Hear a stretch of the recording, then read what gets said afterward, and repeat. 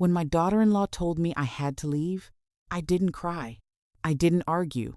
I just smiled. A small, quiet smile that felt as thin as old paper.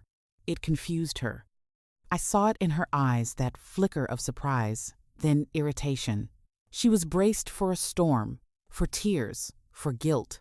She had her reasons lined up, neat and sharp like knives on a counter. The house was too small. The children needed their own space. My ways were confusing for them. But all I could think in that moment was, this was the final page of a story I started writing 50 years ago. A story where I was just a side character, a prop, the quiet background that everyone stops noticing after a while. I smiled because it was over, the pretending, the waiting, the hoping that someday someone would look at me and really see the woman who gave everything away, piece by piece, dream by dream. Until I stood in this kitchen, a grandmother being asked to make herself disappear, and I realized he had already forgotten me long ago. My son, the boy I gave my whole world for. And the biggest weight I carry isn't the suitcase I'll have to pack. It's the memory of my own voice, young and bright, promising a boy I loved. You go. Follow your dream. I'll be right here.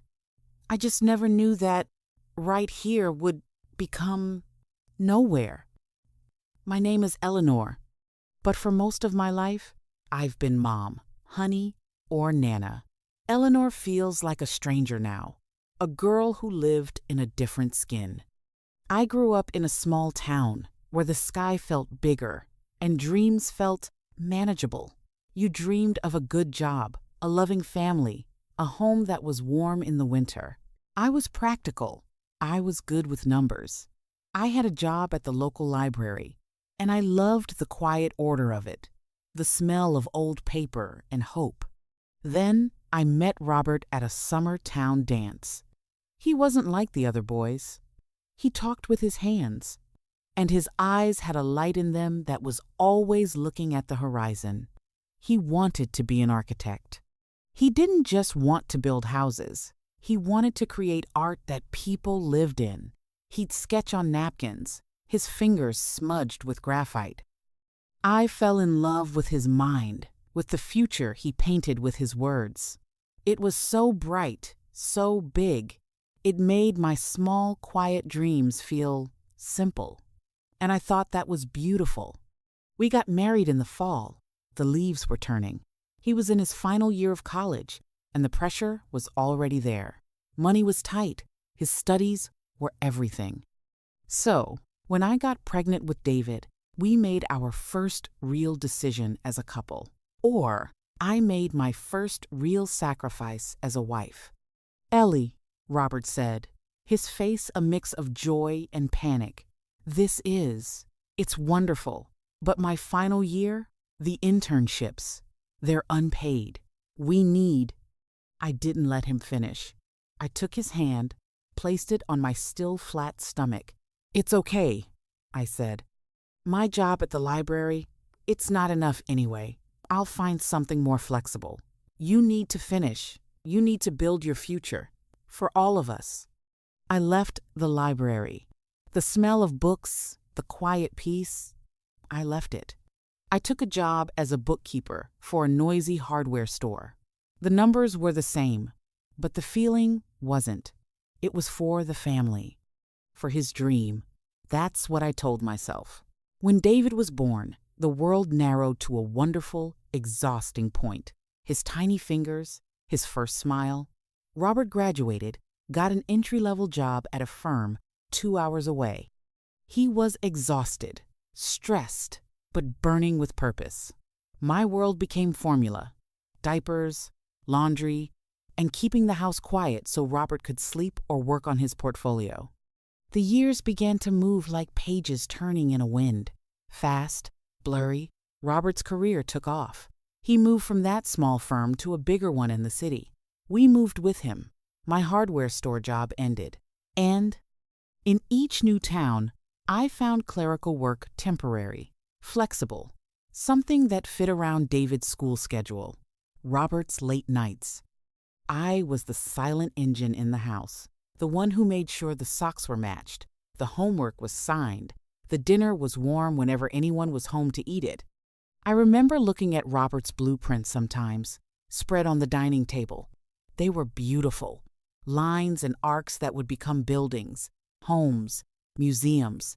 I felt a distant pride. I helped make this. My mundane days paid for his pencils, his tracing paper, his time. And David, my beautiful boy, he was a carbon copy of his father, not just in looks, but in that singular focus. He loved science. He'd look at a butterfly with the same intensity his father looked at a beam of steel. He wanted to be a doctor, and the dream was expensive.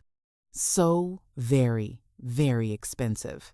The big sacrifice, the one that carved the deepest groove in my life, came when David was accepted into a pre-med program, a great school, an incredible opportunity, and a cost that took our breath away. Even with Robert's now successful career, we sat at the kitchen table, the acceptance letter between us like a prized jewel. Robert was beaming, David was vibrating with excitement, and I was doing mental math on the back of an envelope. "We can make it work," Robert said, his voice firm with conviction. "We'll tighten up. We'll take out a loan against the house." I looked at my own hands. They were good hands, capable. They could balance a budget, soothe a fever, knead dough, but they hadn't written a check for their own dream in decades. My dream. It was so small, in the shadow of theirs. I wanted to go back to school. Just a few community college classes. Maybe get a proper accounting certificate, something with my name on it. I'd been looking at brochures, hiding them in a cookbook. It was a silly, secret thing. I opened my mouth. The words were right there. What about what I wanted to do? But David looked at me, his eyes so young and full of a future I had helped paint. "Mom, this is everything. I can't believe it." And Robert put his hand over mine. "This is why we worked so hard, Ellie. For his chance. We," I heard it, "we worked so hard." But the "we" felt uneven. His work was out there, celebrated. Mine was here, invisible. But I swallowed the words. They tasted like dust. "Of course," I said, my voice steady. I smiled at my son. "Of course, this is everything. We'll make it work." I folded my little dream back up, smaller this time, and tucked it away in a drawer of my mind that I never opened. Life became a spreadsheet. Every grocery bill, every utility payment was a line item feeding David's future. Robert worked longer hours for bigger projects. I took on more tedious data entry jobs from home. The house was quiet. David was gone, absorbed in his new world. Robert was gone, building his legacy. The phone calls from David were short, bursts of news about tests, about a fascinating lecture. He was in a hurry. The world was waiting for him. I'd ask, "Are you eating okay? Getting enough sleep?" "Yeah, Mom, I'm fine. Gotta go." Click. The silence after those calls grew heavier. I'd walk through our nice house, the one Robert's designs had paid for. It was beautiful. It was also very, very quiet. Then David met Chloe. He brought her home during his 3rd year of medical school. She was sharp, beautiful, ambitious, a future surgeon. She looked at our home, at our life, and I saw her approving it.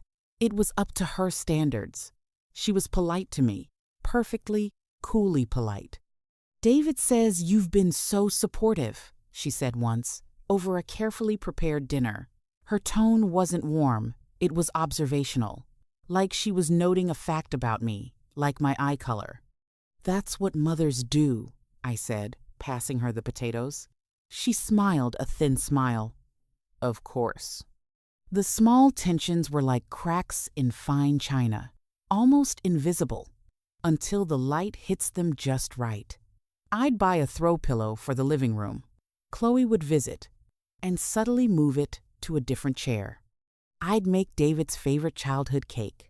Chloe would mention the sugar content, the processed ingredients. She'd talk about optimal environments for the children they planned to have one day. Her eyes would sweep a room, and I felt like I was being assessed and found outdated. I tried to talk to Robert about it, late one night in bed. "She just has strong opinions," he murmured, half asleep. "She's good for David, driven like he is. Don't worry so much, Ellie." But I was in the space between them, between my son, who was becoming a stranger, shaped by a new world, and my husband, whose mind was always on a building site miles away. My opinions, my ways of doing things, they were becoming the old way, something to be tolerated, then gently phased out. David and Chloe got married. It was a beautiful wedding. Robert looked so proud. I sat there, in my mother-of-the-groom dress, feeling like a guest, an important guest, but a guest nonetheless. Afterwards, in the whirl of photos, David hugged me. "Thanks for everything, Mom," he said, quickly, before being pulled away for another picture. The words were right, but they felt like a line from a card.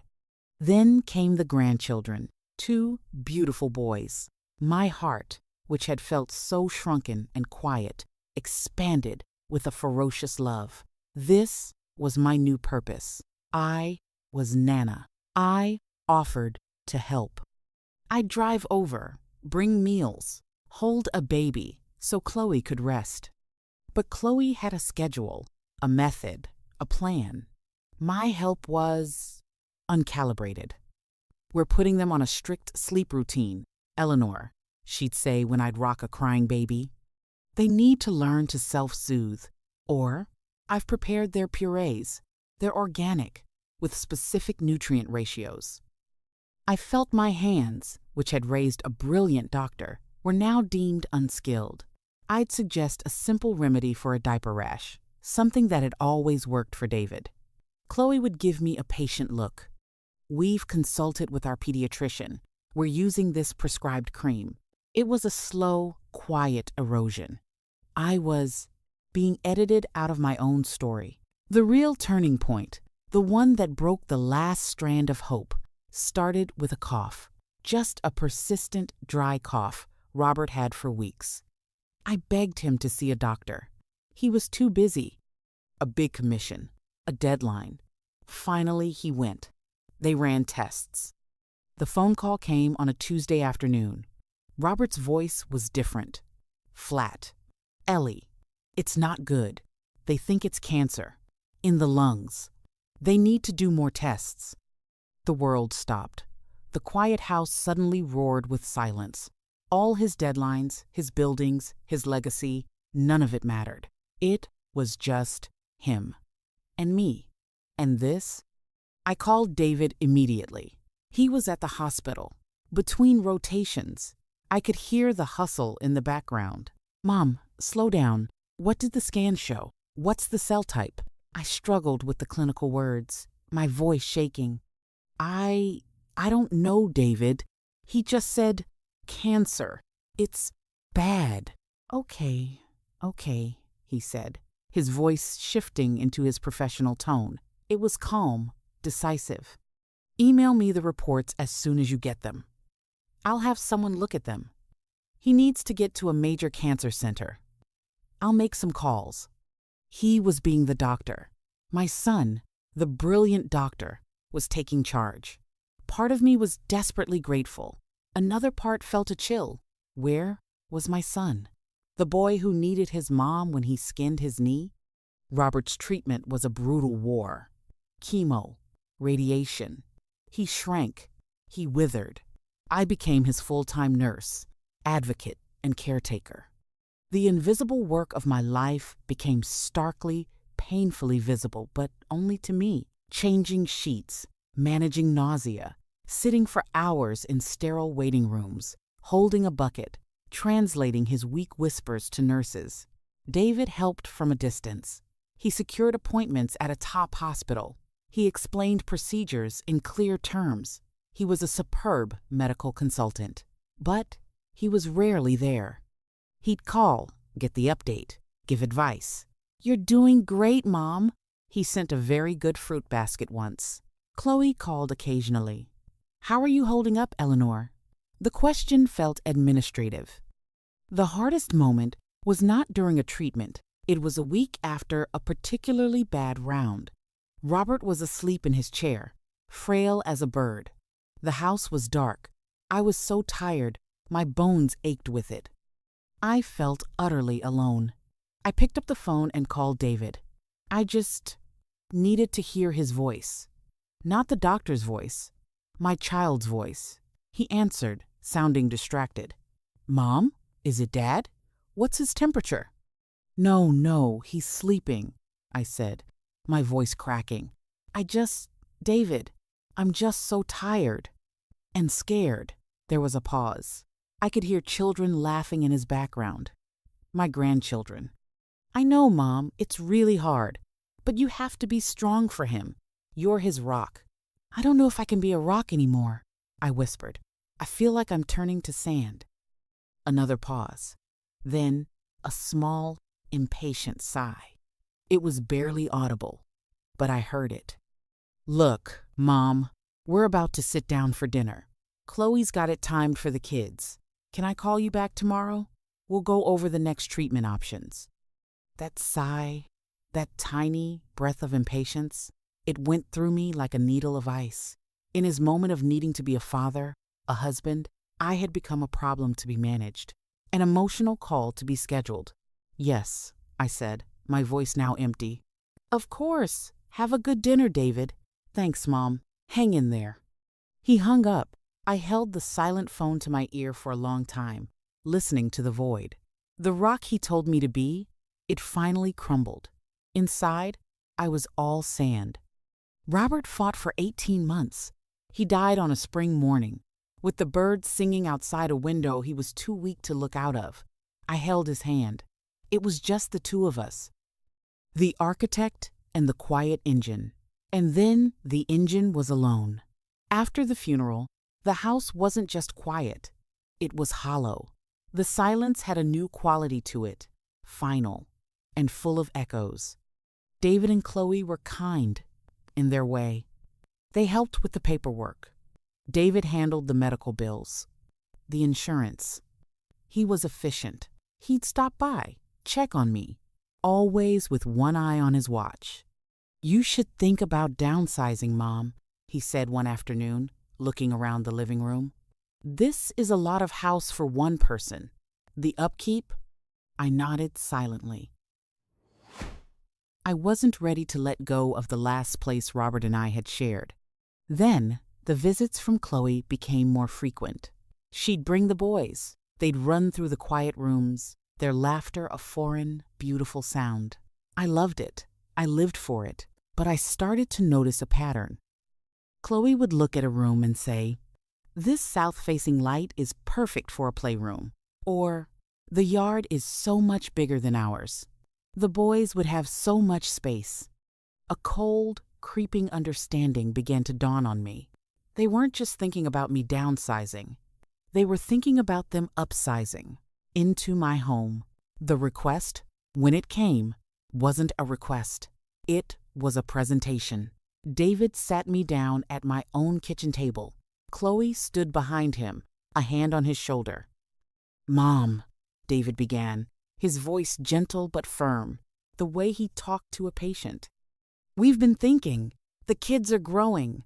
Our place is so cramped. And you're here all alone. It's not good for you. So much space, all these memories. It might be keeping you stuck." Chloe leaned forward. "We have a wonderful solution, Eleanor. We move in here with the boys. We'll convert the den into a beautiful private suite for you. You'll have your own bathroom, a little kitchenette. You'll be right here with your family, with help when you need it. And we get the space we need. It's perfect." I looked from my son's earnest face to my daughter-in-law's determined one. They had it all figured out. My suite, my beautiful private suite. It sounded like a polite word for a storage room, for the thing that no longer fits in the main house, but you can't quite bring yourself to throw away. "This is my home," I said, my voice barely a whisper. David reached for my hand. "I know, Mom, and it always will be, but it can be our home now, a multi-generational home. It's very modern. Think of it as a new chapter." A new chapter. In my own book, I was being moved to a footnote. I agreed. What else could I do? The thought of fighting them, of being alone against their united, sensible plan, was exhausting. Maybe they were right. Maybe this was what family did. The move was chaos. My things were boxed up. My furniture was sold or shoved into storage. My bedroom, mine and Robert's for 20 years, became the master bedroom for David and Chloe. My living room was taken over by large, toddler-proof furniture and bright plastic toys. The quiet was gone, replaced by constant noise, which was both a blessing and a torture. And my beautiful suite was the den. It had a fold-out sofa, a small fridge, and a bathroom added where a closet used to be. It was clean. It was adequate. It was a cell of kindness. I tried to be useful. I'd make breakfast. Chloe would come in and replate the eggs the way the children liked them. I'd offer to read a story. Chloe would suggest an educational app instead. I was a ghost in my own home, a familiar, slightly inconvenient ghost. Then, one rainy afternoon, it happened. The boys were napping. The house was quiet for the first time all day. I was in the main kitchen, making myself a cup of tea, looking out at my garden, now being dug up for a swing set. Chloe came in. She had that look, the one that meant a conversation had been rehearsed. "Eleanor," she said, sitting down at the table, "we need to talk about the dynamic here." I stayed by the window, the steam from my cup warming my face. "The boys, they're getting confused. They get mixed messages. Your ways, the treats, the staying up late when you watch them, it undermines our structure, our parenting. I didn't turn around. I'm their grandmother. I'm allowed to spoil them a little." "It's not just that," she continued, her voice hardening just a fraction. "David and we need space to be a family unit, our own rhythm. Having a third adult in the main living space, it's creating dependency. For them and for you." Now I turned. I looked at her, this woman who lived in my bedroom. "What are you saying, Chloe?" She took a breath. "We think it would be better, for everyone, if you looked into assisted living. There's a lovely place, Sunset Gardens, just 20 minutes away. David has already toured it. It's fantastic. You'd have friends your own age, activities, proper care, and we could visit all the time with the boys' assisted living." The words hung in the air like a sentence. The final edit, the complete erasure. That's when David walked in. He'd clearly been waiting. He stood beside Chloe, a united front. "Mom," he said, his voice soft, with a pity that stung worse than anger. "Chloe's right. We're worried about you. Here, you're just existing. There, you could really live. Have a social life. We want what's best for you." I looked at my son, my David, the boy whose fever I stayed up all night to break, the young man whose tuition I paid for with my silent, forgotten labor, the doctor whose father I cared for alone while he sent fruit baskets. I searched his face for any sign of the child who needed me. I saw only a concerned, professional man looking at a problem that needed a logical solution. And I smiled, that thin, papery smile, because I saw it all, finally, with a terrible, clear light. I had given them everything: my youth, my ambition, my energy, my home. I had made myself small, quiet, and convenient so they could be big and bright and successful. And in doing so, I had taught them that I was small, that I was just background, that my needs were whispers and theirs were announcements. I had authored my own invisibility, They expected tears. They expected a scene. They were prepared for guilt. But all I felt was a profound, empty calm. The kind that comes when the last candle blows out. "All right," I said, my voice surprisingly steady. "If that's what you think is best." The relief on their faces was immediate, palpable. They started talking over each other, about the amenities, the move-in date, how they'd help pack. I just nodded, that faint smile still on my lips. I was already gone. So, that's where I am, in my suite, packing a single suitcase. Not for Sunset Gardens. I won't be going there. I found those old community college brochures today, tucked in the back of my recipe box. The paper was brittle. The dreams on them faded. But looking at them didn't hurt anymore. It just felt factual. I realized something in these quiet days of packing. The greatest tragedy wasn't that they forgot me. It was that I forgot myself first. I believed that love was measured in silence, in sacrifice, in shrinking. I thought being the rock meant never casting a shadow of your own. I was wrong. Love shouldn't make you disappear. Real love for your partner, for your child, should make you grow alongside them. It should be a conversation, not a monologue of sacrifice. I gave away my dreams thinking it was a gift. But you can't give away your soul and expect anyone to value its empty shell. I'm not angry at David, or even at Chloe. They are the product of the story I helped write. A story where mom was always in the background, reliable, undemanding, forever waiting. How could they expect me to want a leading role now? My suitcase is small. It holds a few clothes, some photographs, and Robert's old wedding band on a chain. I have a little money saved, a rainy day fund Robert never knew about. It's not much, but it's mine. I'm going to use it to rent a small apartment, somewhere with a window where I can put a pot of herbs. Maybe, just maybe, I'll walk by the local community college. I'll be the oldest one in the room. My hands will shake a little as I take notes, but my name will be on the paperwork. Eleanor. It's a frightening thing to start at the beginning when most of your life is behind you, but it's also a quiet, thrilling thing. For the first time in 50 years, I am not someone's wife, someone's mother, someone's nana, someone's problem. I am Eleanor. And my story isn't over. The next chapter will be short, perhaps, but it will be mine. Every single word. So, to anyone listening who feels themselves fading into the background of someone else's life, please, don't smile and nod like I did. Speak, even if your voice shakes. Take up space. Nurture your own dreams, however small they seem, because a dream that is only ever given away becomes a ghost, and a ghost, no matter how loved, is always asked to leave in the end. Be more than the rock. Be the garden, too. Grow your own things. That smile, it surprised even me. You'd think after all these years, my face would know how to form the right expression. The sad one, the pleading one. But no, that day, my face chose honesty. A relief so profound it felt like the first real breath I'd taken in years. But to understand that smile, you have to understand the fabric of my life, not just the big sacrifices, the ones you can point to, the job, the school money.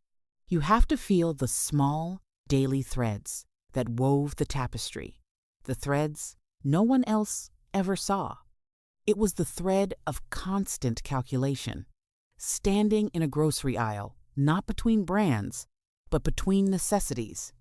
Could I buy the nicer cut of meat for Robert's dinner with a client if I gave up the new paperback I'd been saving for? The meat always won. The paperback would stay on the shelf, its spine growing more tempting and faded with each visit, until it disappeared, replaced by something new. I wouldn't buy either. It was the thread of silenced conversations. So many of them. Robert would come home buzzing with the energy of a new project. He'd talk about stress loads, about client demands, about the poetry of a cantilevered design. His words were like birds, soaring and complex. I'd listen. I'd nod. And when he paused, I'd think of sharing my own small news. David lost a tooth. The sink made a funny sound. I'd read an interesting article. But his eyes, still seeing those architectural lines, would glaze over just a little. So I'd say, "That sounds wonderful, dear," and I'd hand him a plate. My words, my little birds, would never leave the nest. They'd grow quiet and still inside my chest. It was the thread of invisible mending. Mending socks until the heels were more darning thread than original wool. Mending the tear in David's favorite jacket late at night, long after he'd gone to bed. So he'd find it whole again in the morning, without a thought. Mending the small rift between Robert and David when teenage surliness met paternal pressure. "He admires you so much," I'd tell Robert. "He's just finding his way," I'd assure David. I was the putty in the cracks of our family, smoothing things over, making everything seem seamless. And putty, once it dries, becomes invisible. When David left for college, the silence in the house changed. It wasn't just an absence of noise. It was an absence of future. Our shared project raising him was complete. The blueprint was realized. Now, what was the house for? Robert and I moved around each other like polite guests in a museum. We'd built this life as a vessel for a family. Now, the main occupant had sailed, and we were left on the dock, holding the empty mooring lines. We'd eat dinner at the same table, the space between us filled with the clink of cutlery and the evening news. "How was your day?" I'd ask. "Long. The Thompson project is hitting snags. You?" "Oh, fine. I weeded the garden." That was it. The entire exchange. We had become experts in the economy of emotion. We'd spent so much on the big things, his career, David's future, that we had no currency left for the small, daily transactions of connection. We were bankrupt in that way. I tried, sometimes. I'd suggest a weekend drive. He'd have work. I'd buy tickets to a community theater play. He'd fall asleep by intermission, exhausted. I stopped suggesting. The rejection, however gentle, was a small death each time. It was easier to assume the answer was no. My world became very, very small. The perimeter of our property, the grocery store, the post office. I had acquaintances, other mothers whose children had also left. We'd have polite lunches. We'd talk about our sons and daughters, their achievements. It was a way of still claiming a piece of them, of saying, "See, I made that." But the conversations always felt like we were comparing faded photographs, not living vibrant lives. During this time, the secret dream of school became my secret companion. I'd take the brochures out when Robert was traveling. I'd look at the course catalogs for the local college. Introduction to Financial Accounting. Modern Business Practices. They weren't lofty dreams. They were practical, solid steps.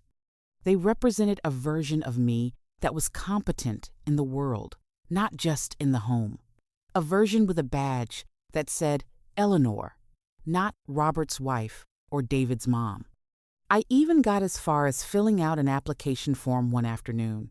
I used my maiden name, Eleanor Shaw. It looked strange and powerful on the page. I held the pen, ready to sign. Then the phone rang. It was David, stressed about a midterm. I talked him down, made reassuring sounds. When I hung up, the moment had passed. The pen felt silly in my hand. I folded the application and put it in the cookbook with the brochures. Eleanor Shaw went back in the drawer. Mom returned to the kitchen to start dinner. The first time David brought Chloe home, a part of me knew. It wasn't jealousy. It was a strange, cold recognition. She was like Robert, a force, a person who looked at the world and saw raw material to be shaped into her vision. She was courteous. She complimented the meal. She asked Robert intelligent questions about his work. With me, she was observational. She watched how I set the table.